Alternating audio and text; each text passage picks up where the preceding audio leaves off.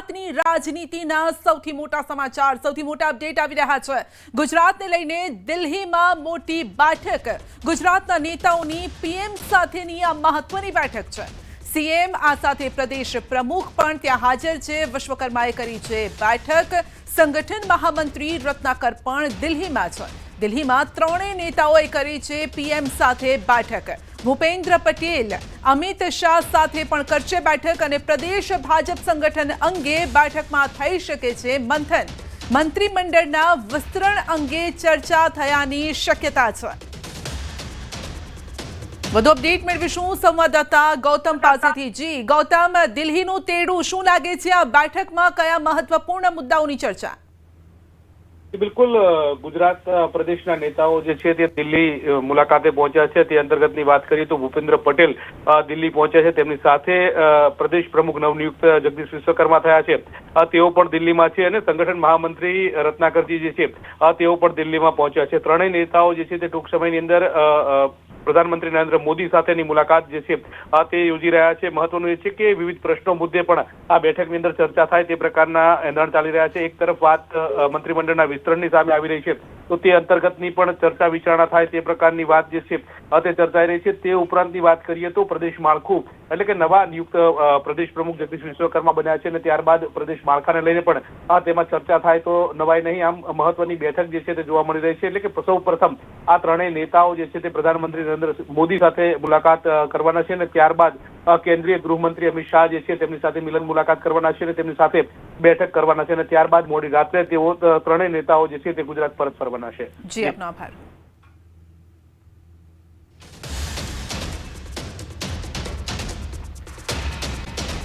માણસ જોડે જેનો ગાઢ નાતો છે, જેની વફાદારીના કિસ્સા ચર્ચાય છે અને તે શ્વાન હવે માણસના દુશ્મનો બન્યા છે। રસ્તે રખડતા શ્વાનથી શહેર શહેર, ગામે ગામ લોકો ત્રાહિમામ છે। રખડતા શ્વાનના વધી રહેલા હુમલા અને બદલાયેલા સ્વભાવે હવે લોકોને ગંભીરતાપૂર્વક વિચારવા મજબૂર કર્યા છે।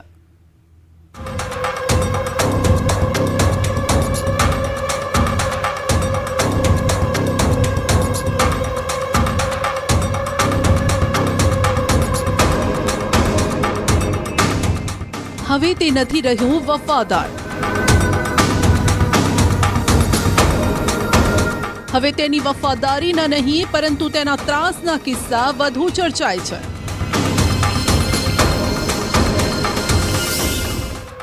રખડતા શ્વાન હવે બની ગયા છે આતંકના પર્યાય। શહેર શહેર રખડતા શ્વાનનું રાજ। રસ્તા પરથી પસાર થતા લાગે છે ડર। શિકારી શ્વાનની સમસ્યાથી કોણ અપાવશે મુક્તિ? કહેવાય છે કે ભસતા શ્વાનો કરડે નહીં, પણ આ રખડતા શ્વાનો તો શિકારી બન્યા છે। જો તમે મોરબી જવાના હોવ તો વિચારજો, કેમ કે આ દ્રશ્યો મોરબીના છે, જ્યાં લોકો શ્વાનના આતંકથી કેવા પરેશાન છે ત્યાં તસવીરો જોઈને ખબર પડે છે। तस्वीर नंबर 1, पहलो शिकार।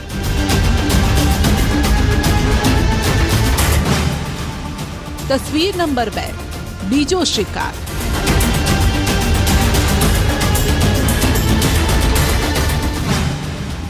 तस्वीर नंबर 3 में जुओ आ त्रीजो शिकार। न रस्ते रमता बाळकोने छोड्या न घरनी बहार काम करती महिलाओने। કોઈ જ ડર ન હોય તેમ આવે છે ને પછી બચકા ભરીને જતો રહે છે। મોરબીના નવલખી રોડ પર આવેલ રામ અને શ્યામ પાર્ક સોસાયટીમાં લોકોને હવે ઘરની બહાર નીકળવું સલામત નથી લાગતું। રખડતા શ્વાનનો કહેર એવો કે સ્થાનિકોમાં ભયનો માહોલ છે। હકીકતમાં હડકવાથી પીડિત શ્વાને આ સોસાયટીમાં એક જ દિવસમાં વૃદ્ધ અને બાળકો સહિત 5 થી 6 લોકોને બચકા ભર્યા। હાલ આ તમામ લોકો હોસ્પિટલમાં સારવાર લઈ રહ્યા છે। જો કે આ ઘટનાથી સ્થાનિકોમાં ભારે ભયનો માહોલ છે। રખડતા શ્વાનનો આતંક હવે સોસાયટી પૂરતો સીમિત નથી, આસપાસની સોસાયટીમાંથી પણ શ્વાનના આતંકના સમાચાર સામે આવી રહ્યા છે। હું રામોર શ્યામનગર નવલખી રોડ પર જે આવેલું છે સંસ્કાર વિદ્યાલયવાળી શેરી, ત્યાં રહું છું। ત્યાં આજે સવારના 10 વાગ્યાની આસપાસમાં એક વૃદ્ધને, એક છોકરાને અને એક જેન્ટ્સને હડકાયું કૂતરું કરડેલ છે। ટોટલ 6-7 જણાને હડકાયું કૂતરું કરડી ગયેલ છે। અને બહુ જ બટકા ભરેલા છે અને ગઈઢાને તો પાડી દીધેલા છે. એ જે મેં વિડીયો મૂકેલો છે. અશોક પાર્કમાંથી 2 જણા આવે છે. ત્યાં ફોન આવેલા છે કે અશોક પાર્કમાંથી 2 જણાને કૂતરું કરડી ગયેલ છે, વિષ્ણુનગરમાં કરડી ગયેલ છે. એ લોકો હજી આવે જ છે, રસ્તામાં જ છે. રખડતા શ્વાન અને તેમાંય પાછા હડકાયા શ્વાન. રસ્તા પર જાણે સાક્ષાત મોત જ આંટા ફેરા મારતું હોય તેમ દેખાય છે. પણ વેરા ભરતા આ નાગરિકોની મોરબી વહીવટી તંત્રને સહેજ પણ ચિંતા નથી. રખડતા શ્વાનને લઈ આ પહેલા પણ લોકો ફરિયાદ કરી ચૂક્યા છે. હડકાયા શ્વાને હવે બીજા શ્વાનો અને ગાયોને બચકા ભરતા તેમને પણ હડકવા ઉપડી શકે છે. પણ તંત્રને લોકોની સલામતીની ચિંતા હોય તેવું નથી લાગતું. આની પહેલા પણ બનાવ 2 મહિના પહેલા બનાવ બનેલો હતો આ શેરીમાં કે હડકાયું કૂતરું બધાને આવીને બટકા ભરી જતું હતું. અમારી માંગ એક જ છે મહાનગરપાલિકાને કે આવો બનાવ બને તમે થોડુંક ધ્યાન રાખો. આ જાનહાનિ થાય, ગઈઢા માજીને પાડેલા છે, એને કાલ સવારે કંઈક થશે તો જવાબ કોણ દેશે એને? અત્યારે અમે બધાને જાણ કરી દીધી ફોન કરીને કે કોઈ 3 સોસાયટીમાં બહાર ન નીકળતા, કૂતરા હડકાયા થઈ ગયા છે અને એકબીજા કૂતરા સામે અત્યારે ભરે છે. એટલે બીજા કૂતરા હડકાયા થવાની સંભાવના છે અત્યારે અને ગાયોને પણ બટકા ભરી ગયેલ છે. એક શ્વાને 4 લોકોને શિકાર બનાવ્યા. મોરબી જેવો જ કિસ્સો જેતપુરથી પણ સામે આવ્યો, જ્યાં એક શ્વાને આતંક મચાવ્યો. બોખલા દરવાજા પાસે શ્વાને 4 લોકોને નિશાન બનાવીને બચકા ભર્યા. આ ઘટના બાદ ઈજાગ્રસ્ત બનેલા તમામને સારવાર માટે હોસ્પિટલ ખસેડવા પડ્યા. લોકો હવે આ શ્વાનના આતંકને લઈને એટલા ડરી ગયા છે કે તેઓ હાલ ઘરની બહાર નીકળતા ફફડે છે. જેતપુરમાં પણ વધી રહેલા રખડતા શ્વાનના આતંકને લઈ નગરપાલિકાની કામગીરીને લઈને સવાલ ઊભા થયા છે. આજે હું બપોરે મારે કરિયાણાની દુકાન છે, હું ખરીદી કરી અને બોકલે દરવાજેથી આવી રહ્યો હતો ત્યારે અચાનક મને એક કૂતરું આવી અને બટકું ભરી ગયું અને કોઈ વાતે મૂકતું નહોતું. ત્યાર પછી મને તાત્કાલિક આજુબાજુના વેપારીઓના સહયોગથી મારો માલ ત્યાં રાખી અને મને જોયું તો 2-3 જણાને એ દરમિયાન કૂતરું કરડેલું હતું અને મને એમ કીધું કે તમે તાત્કાલિક સરકારી દવાખાને અને કોઈ પણ દ્વારા મને તેડીને લઈ આવ્યા છે. શહેર કે ગામનું નામ બદલાય છે પણ આ શ્વાનનો આતંક નહીં. એટલા કિસ્સા કે ગણતા ગણતા તમે થાકી જાઓ. મોડાસામાં પાવન સિટીમાં હડકાયા શ્વાને એક બાળકીને બચકું ભર્યું. બાળકીને તુરંત સારવાર માટે હોસ્પિટલ ખસેડવામાં આવી. હડકાયા શ્વાનના કારણે સ્થાનિકોમાં ફફડાટ છે. અંબાજીના દાંતાના પેથાપુરમાં તો શ્વાનની ટોળકીએ હદ કરી નાખી. 8 રખડતા શ્વાનોએ ગામના 3 લોકો પર હુમલો કર્યો. 3 ઈજાગ્રસ્તોને દાંતા રેફરલ હોસ્પિટલ ખસેડાયા. પાલતુ શ્વાન બની રહ્યા છે જીવલેણ. અમદાવાદ અને સુરતમાં પાલતુ શ્વાનનો આતંક એટલો કે લોકો ડરમાં છે. અમદાવાદ અને સુરતમાં પાલતુ શ્વાને હિચકારો હુમલો કરી બાળકોને નિશાન બનાવ્યા છે. અમદાવાદના હાથીજણ સર્કલ પાસે રાધે રેસિડેન્સીમાં 4 મહિનાની બાળકીને પાલતુ શ્વાને ફાડી ખાધી. જ્યારે કે સુરતમાં પર્વત પાટિયા વિસ્તારમાં રુદ્રમણી સોસાયટીમાં પાલતુ જર્મન શેફર્ડ શ્વાને 7 વર્ષના બાળક પર હુમલો કર્યો અને ગંભીર રીતે ઇજાગ્રસ્ત કર્યો. રસ્તે રખડતા શ્વાન જ નહીં, સોસાયટીમાં ફરતા પાલતુ શ્વાનો પર પણ હવે સવાલો ઊભા થયા છે. તો મુંબઈમાં રખડતા શ્વાને મહિલા પર હુમલો કર્યો. રાજ્યમાંથી જ નહીં, દેશના ખૂણે ખૂણામાંથી શ્વાનના આતંકના કિસ્સાઓ સામે આવી રહ્યા છે. મુંબઈના બોરીવલી પશ્ચિમના સીસીટીવી ફૂટેજ જોઈ લો, જ્યાં ઓલ્ડ MHB કોલોનીમાં એક રખડતા શ્વાને રસ્તા પરથી પસાર થતી મહિલા પર હુમલો કર્યો. મહિલા શાંતિથી પસાર થઈ રહી હતી. શ્વાનને છંછેડ્યું પણ ન હતું. ત્યાં આ સફેદ રંગનું શ્વાન મહિલાને જોતા અશાંત બની ગયું. મહિલાના પગ પર બચકા ભરવાનું ચાલુ કર્યું અને મહિલા નીચે પટકાઈ. મહિલાને ગંભીર ઈજા પહોંચી છે અને સારવાર માટે હોસ્પિટલ ખસેડાઈ. મહિલા પર શ્વાનના હુમલાના સીસીટીવી ફૂટેજ સોશિયલ મીડિયામાં વાયરલ થઈ રહ્યા છે. સાથે કોર્પોરેશનને લોકો સવાલ પૂછી રહ્યા છે કે રખડતા શ્વાનના આતંકથી બચાવવા માટે કેવા પગલાં લેવામાં આવ્યા. બાળકના ચહેરા પર શ્વાનનો હુમલો. યુપીના બિજનૌરથી પણ હૈયું હચમચાવી નાખતા આતંકના દ્રશ્યો સામે આવ્યા. જુઓ આ શ્વાનને, જેને ગલીની અંદર રમતા બાળકના ચહેરા પર સીધો હુમલો કર્યો. બાળકને નુકસાન પહોંચાડ્યું. આ શ્વાન ત્યાંથી ફરાર થઈ ગયું. વળી પાછું થોડી વારમાં તે જ જગ્યાએ આવ્યું. ફરી તે સ્ટાઇલથી હુમલો કર્યો. ફરી બીજા બાળકને નિશાન બનાવ્યું. જો કે આ ગલીના બાળકો આ શ્વાનના આતંકથી પરિચિત હતા, માટે પહેલાથી જ ગલીની અંદર દંડા લઈને તૈયારીમાં બેઠા હતા.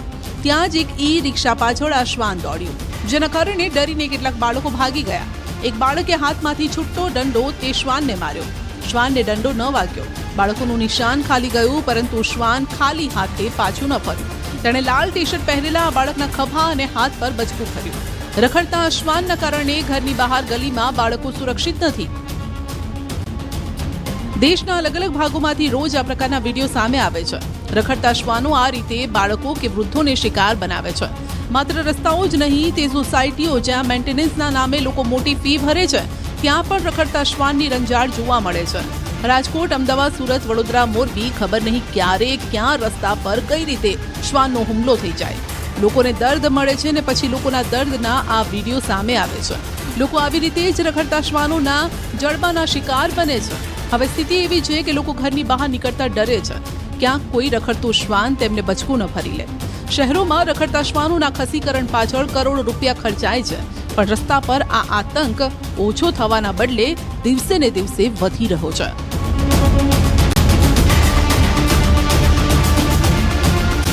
રવિ સિઝનની શરૂઆતમાં જ મોકાણ. ખેતરમાં ખેતી કામ કરવાના બદલે ખેડૂતો લાઇનમાં ઊભા રહેવા માટે મજબૂર.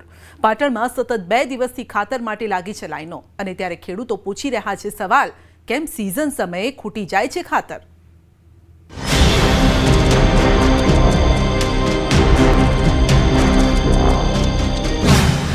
કેમ ખરા ટાણે ખૂટી પડ્યું ખાતર? કોણ પાડી રહ્યું છે ખેડૂતોના હક પર તરાપ?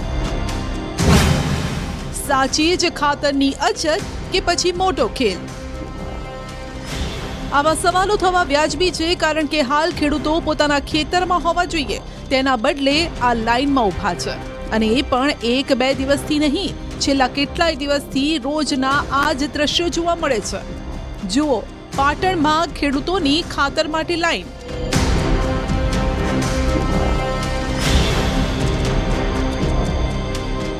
પહેલા આ બંને દ્રશ્યો આપને બતાવીએ, જ્યાં શનિવારે પણ ખેડૂતો લાઈનમાં ઊભા હતા અને સોમવારે પણ એ જ હાલ છે.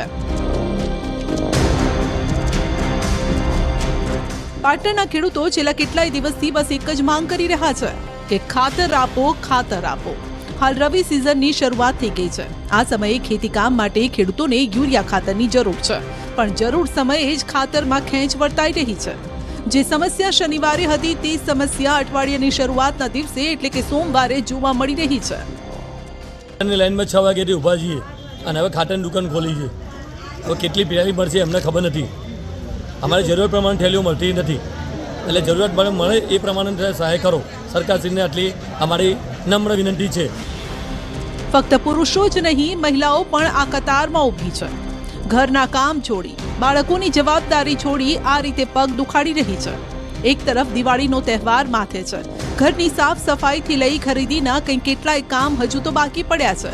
તેવામાં ખેડૂતોએ ના છૂટકે ખાતર માટે કતારમાં ઊભા રહેવું પડે છે.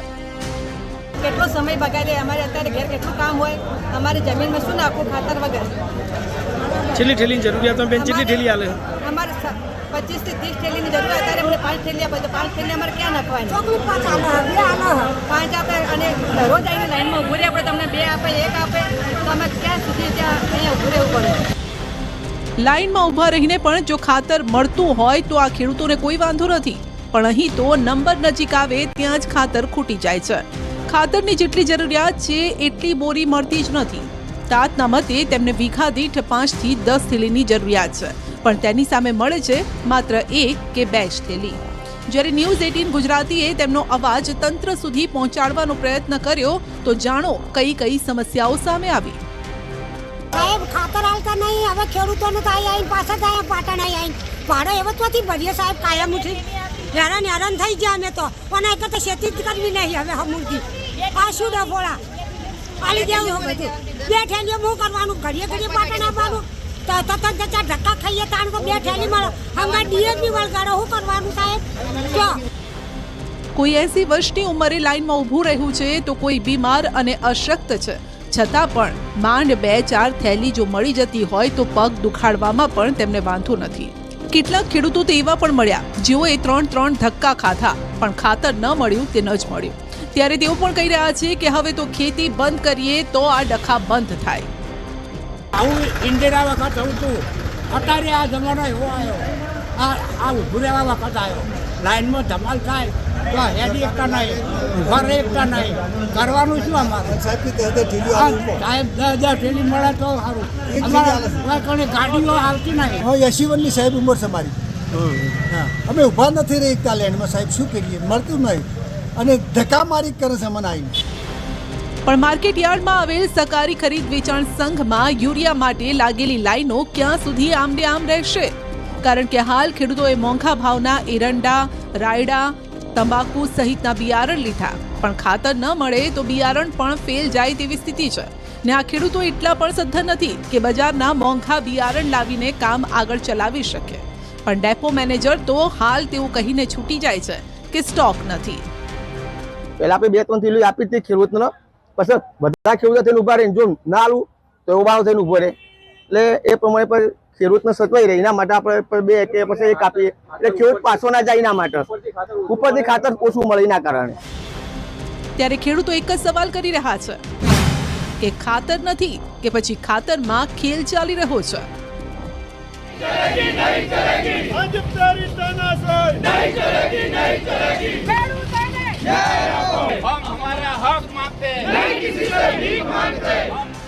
તો આ તરફ થરાદમાં પણ ખેડૂતોએ અધિકાર યાત્રા કાઢી સરકારને જગાડવાનો પ્રયત્ન કર્યો. પૂરને 1 માસ વીતી ગયો છતાં પણ કોઈ સહાય જાહેર કરવામાં નથી આવી. ખેડૂતોએ યાત્રા સ્વરૂપે સરકાર સુધી પોતાની વાત પહોંચાડી, કારણ કે ચોમાસું પૂરું થવામાં હતું ને તે સમયે જ અતિવૃષ્ટિ થઈ. ગામોના ગામો પાણીમાં સમાઈ ગયા, કેટલાયના ખેતરો ધોવાયા, પાણી જમીન આખી ઉખાડીને લઈ ગયું, કેટલાયના ઘરો તબાહ થઈ ગયા. ગણી ગણાય નહીં એટલી નુકસાની છતાં ખેડૂતોને તેમના હકનું હજુ નથી અપાયું. ત્યારે તેઓએ થરાદના વિશ્રામ ગૃહથી કલેક્ટર કચેરી સુધી અધિકાર યાત્રા કાઢીને તંત્રને જગાડવાનો પ્રયત્ન કર્યો. બીજી તરફ ભાવનગરના મહુવામાં પણ કંઈક આવી સ્થિતિ જોવા મળી. તાલુકાના ગ્રામીણ વિસ્તારમાં પણ પાક નુકસાનીનું વળતર નથી ચૂકવાયું. સહાયની સતત માંગ કરાઈ રહી છે. માર્કેટિંગ યાર્ડના ચેરમેન ગભરુભાઈએ પણ કૃષિ મંત્રીને પત્ર લખીને રજૂઆત કરી, કારણ કે છેલ્લા દિવસોમાં મહુવા, જેસર સહિતના તાલુકાઓમાં પાણીએ દાટ વાળ્યો હતો, જેની સામે વળતર નથી મળ્યું. તો જામનગરમાં ખેડૂતોની હૈયાવરાળ પણ જોવા મળી. દ્રોલ તાલુકામાં ખેડૂતોએ હૈયાવરાળ ઠાલવી. ખેડૂતોએ નિષ્ફળ ગયેલા પાકને સળગાવીને વિરોધ કર્યો. નવરાત્રી દરમિયાન જે વરસાદ પડ્યો હતો તેણે ખીજડીયા, જારિયા, માનસર સહિતના ગામમાં મગફળી, કપાસના પાકને ભારે નુકસાન પહોંચાડ્યું હતું. ત્યારે કેટલાક ખેડૂતો વધેલા ઘટેલા પાકને તૈયાર થયેલો જોઈ વેચવા ગયા તો મહેનતના પૈસા પણ નથી મળ્યા. આવા સમયે તાત પાસે કોઈ ઉપાય ન રહેતા તેઓએ પાકને આગને હવાલે કર્યો. જો કે આ દિવાળીએ કેટલાક ખેડૂતોમાં ગમ જોવા મળી રહ્યો છે તો ક્યાંક ખુશી. આ તરફ બોટાદના ખેડૂતો હાલ ખુશ છે.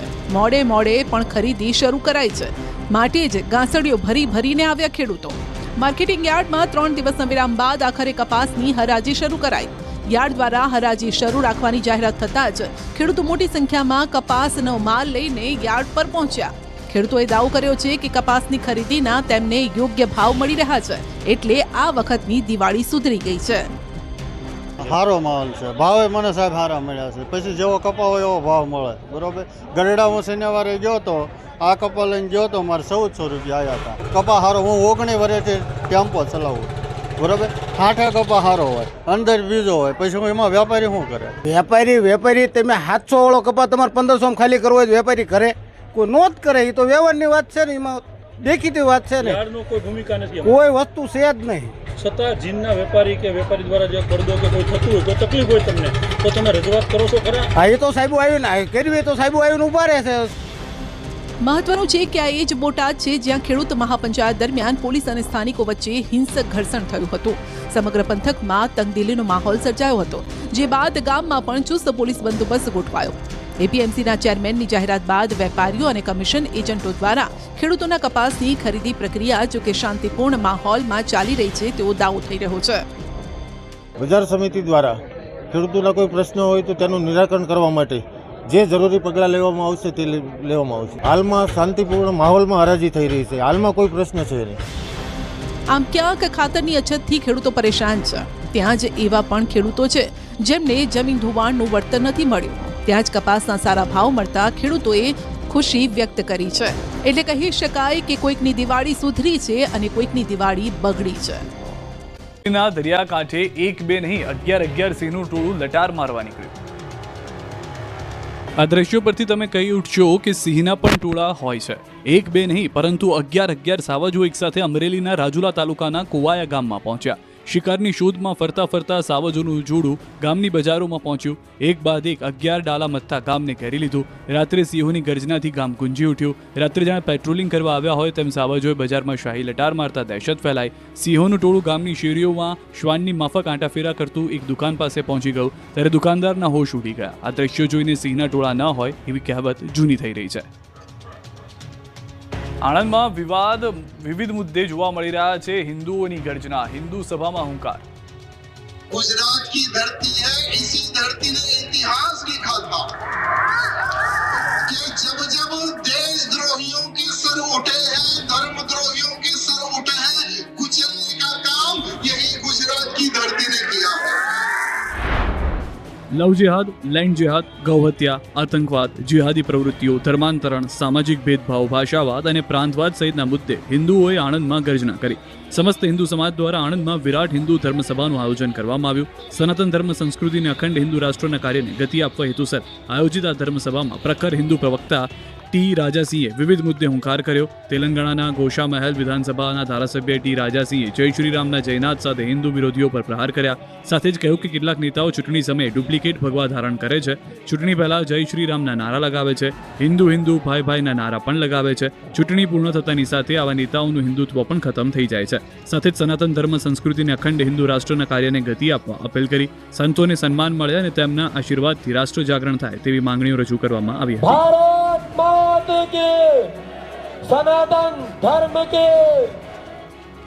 દિવાળી પહેલા ગુજરાતની બોર્ડર ઉપર પોલીસ દ્વારા સઘન ચેકિંગ.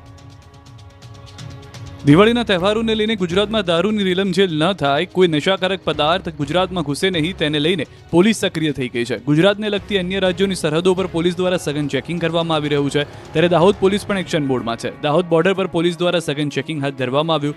જિલ્લાની રાજસ્થાનને જોડતી ધાવડિયા ચેકપોસ્ટ અને મધ્યપ્રદેશને જોડતી પીટોલ બોર્ડર ઉપર પીએસઆઈ સહિતનો પોલીસ સ્ટાફ ગોઠવી દેવાયો. વાહનોની તપાસ કરાય. લોકોનો સામાન અને વાહનોની તપાસ કરીને જ ગુજરાતમાં પ્રવેશ આપવામાં આવે છે. તહેવારો સમયે પોલીસ પણ એલર્ટ થઈ ગઈ છે. રાજ્યમાં કાયદો વ્યવસ્થાની સ્થિતિ બની રહે અને લોકો સુખ શાંતિથી તહેવારોની ઉજવણી કરી શકે તે માટે પોલીસે પણ વ્યવસ્થા ગોઠવી છે. આ તરફ સરહદ પર પણ ચાંપતી નજર રખાઈ રહી છે. તહેવારો સમયે વિદેશી દારૂની હેરાફેરી અને ઘૂસણખોરી ઉપરાંત તોફાનીઓ પર નજર રાખવા પોલીસ એક્શન પ્લાન ઘડી લીધો છે. દિવાળીના તહેવારને ધ્યાનમાં લઈને અરવલ્લી પોલીસે એલર્ટ મોડ પર આવી છે. ગુજરાત રાજસ્થાન બોર્ડર પર આ વાહન ચેકિંગ વધુ કડક કરવામાં આવી રહ્યું છે. જિલ્લાના શામળાજી સહિત રાજસ્થાનથી જોડતા તમામ બોર્ડર પોઈન્ટ્સ પર કાર અને ટ્રકની સઘન તપાસ ચાલી રહી છે. તહેવારના સમયમાં ગુજરાતમાં દારૂની હેરાફેરી રોકવા માટે આ ખાસ કાર્યવાહી હાથ ધરવામાં આવી છે. છેલ્લા 15 દિવસમાં આરોગ્ય વિભાગ અને પોલીસે મળીને અંદાજિત 1.5 કરોડ રૂપિયાનો દારૂ જપ્ત કર્યો છે. ગુજરાતના ઉત્તર પૂર્વ ભાગે 3 રાજ્યોની સરહદો અડે છે અને તહેવારો સમયે જ આ વિસ્તારમાં ખાસ તકેદારી રખાઈ છે. સાથે દરિયાકાંઠામાં પણ ચાંપતી નજર રખાઈ રહી છે.